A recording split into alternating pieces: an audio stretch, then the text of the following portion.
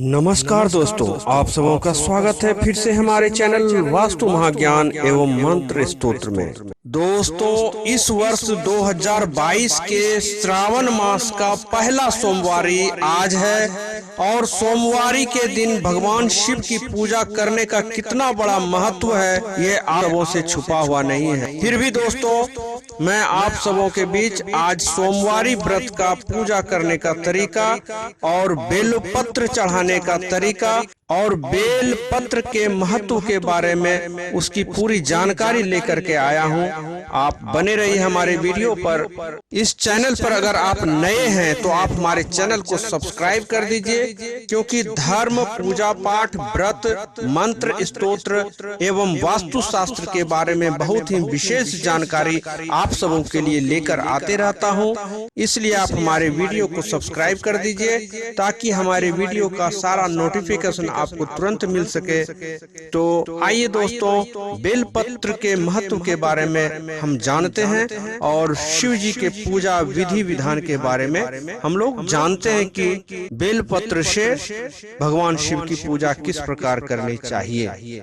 दोस्तों, सावन का महीना प्रारंभ हो चुका है।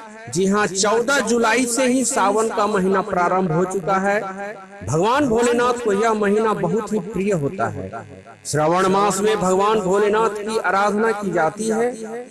भगवान भोलेनाथ को प्रसन्न करने के लिए उनकी प्रिय वस्तु अर्पित की जाती है। इसलिए पूजा में हम भगवान भोलेनाथ को बेलपत्र अर्पित करते हैं। बेलपत्र के पत्ते भगवान शिव को बहुत प्रिय हैं। इसलिए भगवान शिव की पूजा अर्चना में यदि बेलपत्र नहीं चढ़ाया गया तो वह पूजा अधूरी मानी जाती है।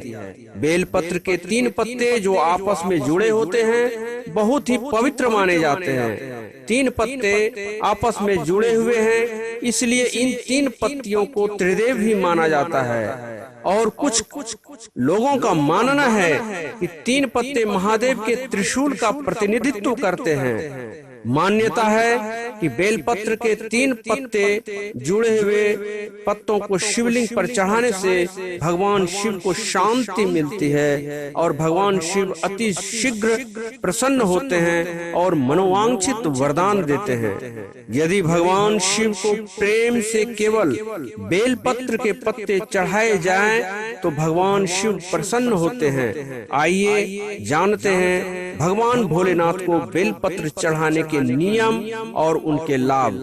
अब तक अगर आपने हमारे चैनल को सब्सक्राइब नहीं किया है तो आप हमारे चैनल को सब्सक्राइब कर दीजिए और वीडियो को लाइक कर दीजिए। अपने त्रिकोणीय आकार के साथ बेलपत्र भगवान शिव की 3 आंखों का भी प्रतिनिधित्व करता है। इसके अलावा यह भगवान के अस्त्र त्रिशूल का भी प्रतिनिधित्व करता है। बेलपत्र ठंडक प्रदान करता है। यह भी माना जाता है कि सावन पर बेलपत्र से पूजा करने वाले भक्तों को आध्यात्मिक शक्ति प्राप्त होती है। बेल वृक्ष के नीचे शिवलिंग की पूजा करने से मोक्ष की प्राप्ति होती है। भगवान शिव को बेलपत्र चढ़ाने से भगवान शिव बहुत प्रसन्न होते हैं। बिल्व वृक्ष के नीचे दीपक जलाने से ज्ञान की प्राप्ति होती है। बिल्व वृक्ष के नीचे गरीबों को भोजन कराने से आर्थिक स्थिति मजबूत होती है। दोस्तों, बेलपत्र चढ़ाने के नियम इस प्रकार हैं। भगवान शिव को हमेशा उल्टा बेलपत्र यानी कि चिकनी सतह की तरफ का भाग स्पर्श कराते हुए बेलपत्र चढ़ाना चाहिए।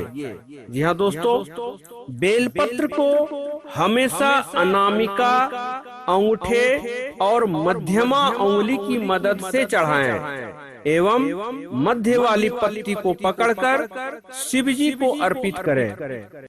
और यदि आप बहुत विशेष लाभ चाहते हैं और शिव जी की विशेष कृपा अगर आप चाहते हैं तो बिल्व पत्र पर के चिकने भाग पर आप चंदन से आप राम राम लिखकर आप बेलपत्र को शिवलिंग पर अर्पित करें। इससे भगवान शिव की बहुत ही विशेष कृपा होती है और जिस भी मनोकामना को लेकर आप शिव जी को बेलपत्र चढ़ा रहे हैं वह मनोकामना अति शीघ्र पूर्ण होती है। शिव जी को कभी भी सिर्फ बिल्व पत्र नहीं चढ़ाना चाहिए, बेल पत्र के साथ जल भी अर्पित करना चाहिए। बेलपत्र चढ़ाने के बाद यदि आप शिवलिंग पर गंगा जल से अभिषेक करते हैं तो आपको बहुत लाभ मिलेगा।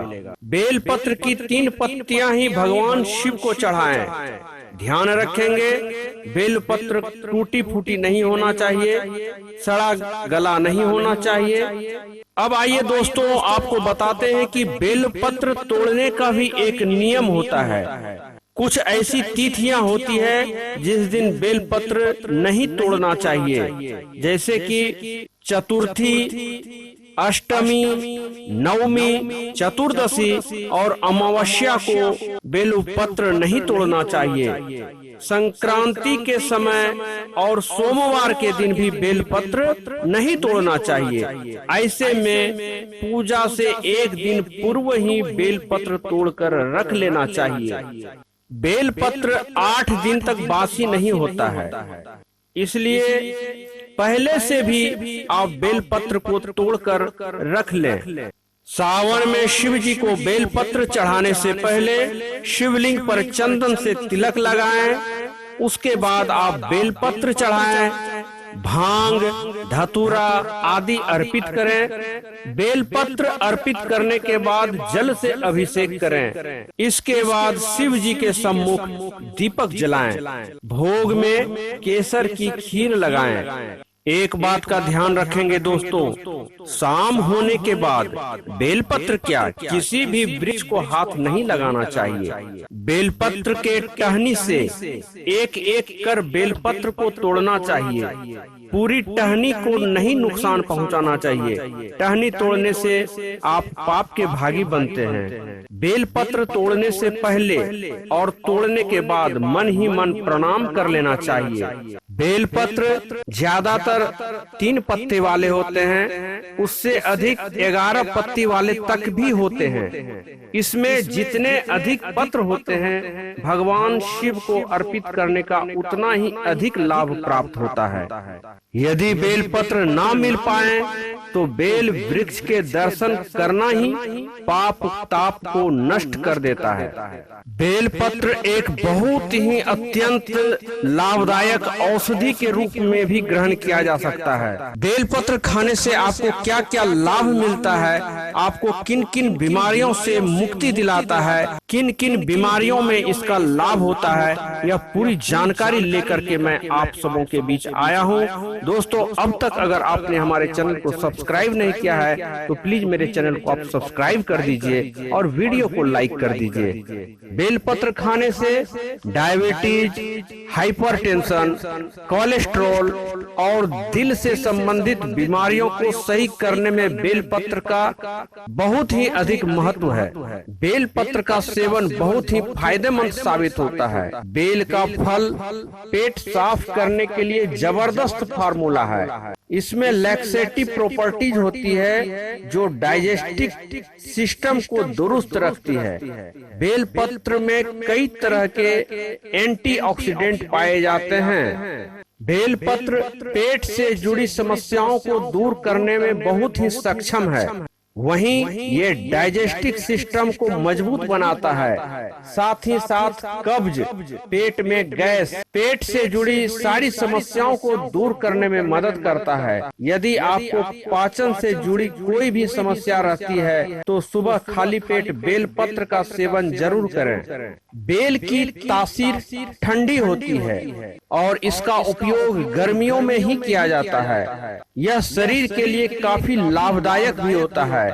बेल शरीर की गर्मी को कम करता है और आपके शरीर को ठंडा रखने में मदद करता है। बेल का जूस पीने से डाइजेशन बेहतर होता है। कब्ज, एसिडिटी और ब्लोटिंग की समस्या से राहत मिलती है। बेल का जूस पीने से पेट ठंडा रहता है, जिससे मुंह में हुए छालों को भी राहत मिलती है। बेल का जूस खून को साफ करने का भी काम करता है, लिहाजा स्किन संबंधी समस्याएं इससे दूर होती है। बेल खाने का सही समय क्या है? बेल को दिन भर में किसी भी समय खाया जा सकता है। हालांकि इसका उपयोग दोपहर में ज्यादा किया जाता है। इसकी तासीर ठंडी होती है, इसलिए इसका सेवन गर्मियों में ही करना फायदेमंद होता है। बेल पत्र से संबंधित हमारे जीवन में कुछ टोटके भी हैं, जिससे आपको काफी लाभ मिलता है। शिवरात्रि के दिन सुबह में शिव जी के ऊपर जो चढ़ाए हुए पूजा के बेलपत्र, शाम को चंदन से ओम लिखकर ऐसे कम से कम 3 बेलपत्र लेकर अपनी तिजोरी में रख लें। ऐसा करने से आपके घर में धन की तंगी दूर हो जाएगी और साथ ही साथ रुके हुए पैसे भी आपको मिल जाएंगे। बेल के पेड़ की पूजा करने से माँ लक्ष्मी प्रसन्न होती है और धन की प्राप्ति होती है। दोस्तों, बेलपत्र से संबंधित बहुत ही महत्वपूर्ण जानकारी आप लोगों को मैंने दिया। उम्मीद है आप सबों को इनसे काफी लाभ प्राप्त होगा। आपको इस जानकारी से आप अपने जीवन के कई समस्याओं को आप दूर कर पाएंगे और बेलपत्र से पूजा करके भगवान शिव को आप प्रसन्न कर पाएंगे। आज के लिए बस इतना ही। अगले वीडियो में बहुत ही महत्वपूर्ण जानकारी किसी अन्य विषयों को लेकर के मैं आऊंगा। तब तक के लिए आप सबों से आज्ञा चाहता हूँ। नमस्कार दोस्तों, आप सबों का मंगलमय हो। भगवान शिव की कृपा आप सब पर बनी रहे। ओम नमः शिवाय, ओम नमः शिवाय, ओम नमः शिवाय।